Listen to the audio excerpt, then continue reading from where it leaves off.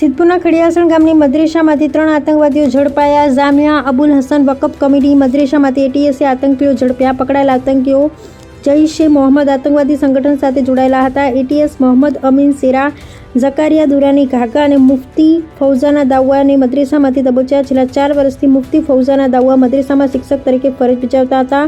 બંને વિદ્યાર્થી વાતચીત માટે શિક્ષક ફૌઝાના મોબાઈલનો ઉપયોગ કરતા હતા.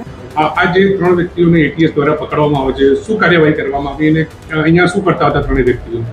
સાહેબ, એમાં 3 જે હતા ને, એમાં 2 તો બાળક છે, એમને પડવાવાળા છે, છોકરા વિદ્યાર્થી છે, અને એમાં એક ટીચર છે જે ફૌજાન ટોકરિયા કરીને છે, એ ટીચર છે. અને મોહમ્મદ અમીન શેરા અને ઝકરિયા ભાગર આ 2 વિદ્યાર્થી છે. અને એમાંથી ફૌજાન જે છે ને, એ 4 વર્ષથી અહીંયા સ્કૂલમાં ભણાવતો હતો, મદરસામાં. અને મોહમ્મદ અમીન જે છે એ 7 વર્ષથી અહીંયા પડતો હતો. અને ઝકરિયા એ અહીંયા 4 વર્ષથી પડતો હતો. આ પડતા હતા, એમની ઉસ્તાદની એમની કનેક્ટિવિટી કેવી છે એ અહીંયા અમને કોઈ ખબર નથી. જ્યારે એટીએસની ટીમ અમને બી જાણ નથી કરી. એટીએસની ટીમે જે આવી અને જ્યારે એમને પૂછતાછ કરી ત્યારે અમને જ પહેલી વખત ખબર પડી કે આમની કોઈ કનેક્ટિવિટી એમનાથી લાગેલી છે.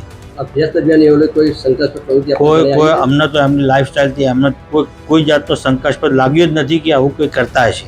મોબાઈલનો ઉપયોગ કરતા હતા? અહીંયા 2 છોકરા જે છે એમના પાસે અમારા મોબાઈલ એલાઉડ જ નથી કોઈ છોકરા પાસે.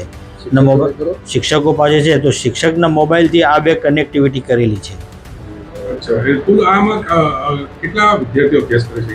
380 ટોટલ 380 અહીંયા અભ્યાસ કરે છે. એટીએસની ટીમ દ્વારા પૂછપરછ કરવામાં આવી અહીંયા આવીને પૂછપરછ કરવા માટે. મારું નામ જુનેદ છે.